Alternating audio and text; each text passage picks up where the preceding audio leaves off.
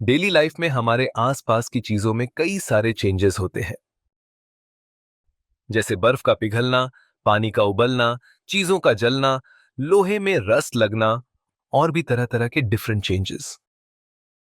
एक आम आदमी के लिए हो सकता है ये सभी नॉर्मल बातें हों, लेकिन साइंटिस्ट्स ने मैटर में होने वाले चेंजेस को तीन कैटेगरीज में बांट रखा है। पहला फिजिकल चेंज, दूसरा केमिकल चेंज और तीसरा न्यूक्लियर चेंज। तो आइए इन तीनों तरह के चेंजेस को डिटेल में समझते हैं। अर्जुन दिन में टीचर और रात में वॉचमैन की ड्यूटी करता है।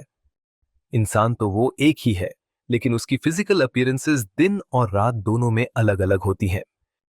दोस्तों, इसी को हम फिजिकल चेंज कहते हैं। साइंस की भाषा में ऐसा चेंज जिसमें मैटर की केवल फिजिकल फॉर्म बदलती है, लेकिन उसकी केमिकल आइडेंटिटी में कोई बदलाव नहीं होता, उसको हम फिजिकल चेंज कहते हैं।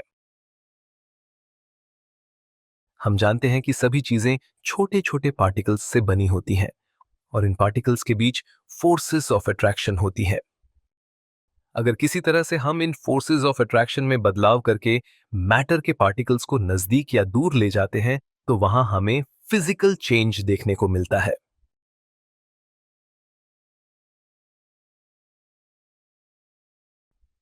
फॉर एग्जाम्पल, पानी की बात करें तो ये H2O मॉलिक्यूल्स से बना होता है। इन सभी मॉलिक्यूल्स के बीच मॉलिक्यूलर फोर्सेस होती हैं जो इन्हें आपस में बांध कर रखती हैं। मान लो मैंने पानी में हीट सप्लाई करके इसका टेम्परेचर इंक्रीज कर दिया। टेम्परेचर के इंक्रीज होने से इन मॉलिक्यूल्स का मोशन और इनकी काइनेटिक एनर्जी इंक्रीज हो जाती है और ये पार्टिकल्स एक दूसरे से दूर होने लग जाते हैं। जब मॉलिक्यूलर डिस्टेंस इंक्रीज हो जाता है तो इनके बीच फोर्सेस ऑफ अट्रैक्शंस अपने आप ही कम होने लगती हैं, जिससे ये पानी लिक्विड स्टेट से निकलकर गैसियस स्टेट में चेंज होने लगता है। यहां पर ध्यान देने वाली बात यह है कि पानी ने अपनी केमिकल आइडेंटिटी नहीं बदली। अगर इस भाप को हम किसी तरह से कलेक्ट कर लें तो अभी भी हमें पानी ही मिलेगा।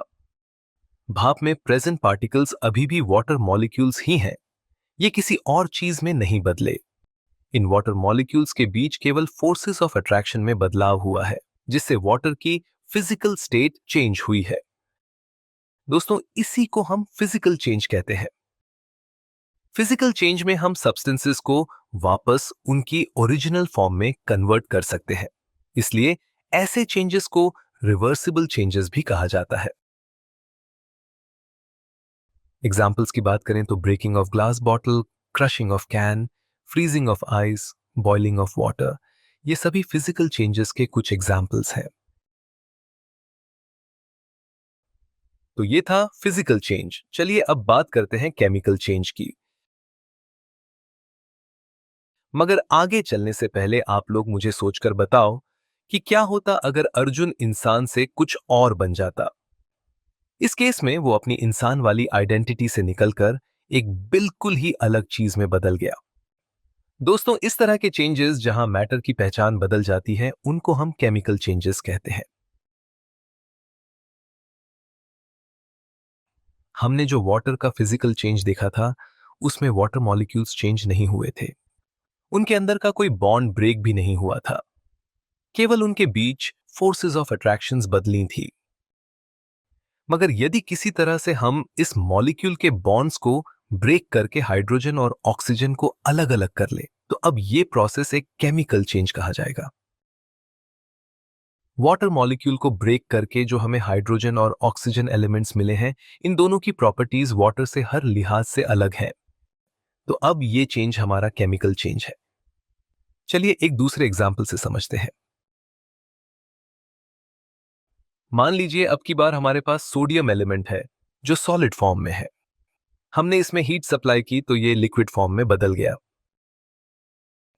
लिक्विड स्टेट में आने के बाद भी ये रहा सोडियम एलिमेंट ही।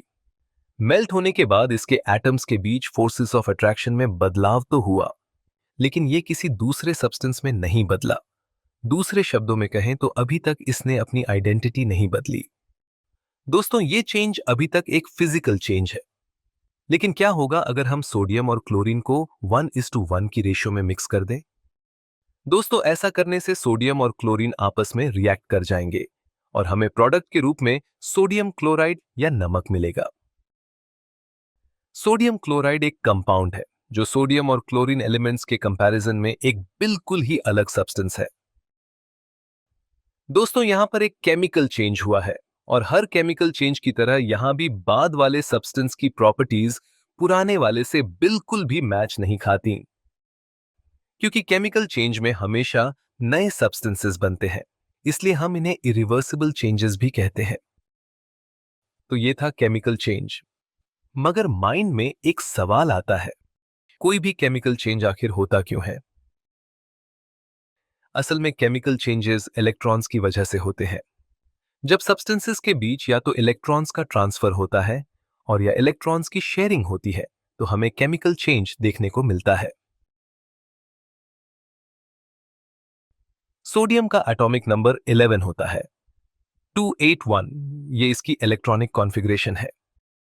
वहीं क्लोरीन का एटॉमिक नंबर 17 होता है, इसकी इलेक्ट्रॉनिक कॉन्फ़िगरेशन है 287। स्टेबल स्टेट या ऑक्टेट स्टेट हासिल करने के लिए सोडियम अपना लास्ट शेल वाला इलेक्ट्रॉन लूज कर देता है। इस इलेक्ट्रॉन को गेन करके क्लोरीन भी स्टेबल स्टेट अटेन कर लेता है। यहां पर साफ तौर पर एक इलेक्ट्रॉन का ट्रांसफर हुआ है, तो ये चेंज डेफिनेटली एक केमिकल चेंज है। इसी तरह से वाटर मॉलिक्यूल का बनना भी एक केमिकल चेंज है। इसमें हाइड्रोजन और ऑक्सीजन एटम्स के बीच इलेक्ट्रॉन्स की शेयरिंग होती है। तो हमने देखा किस तरह से इलेक्ट्रॉन्स का ट्रांसफर और इलेक्ट्रॉन्स की शेयरिंग किसी केमिकल चेंज को अंजाम देती है।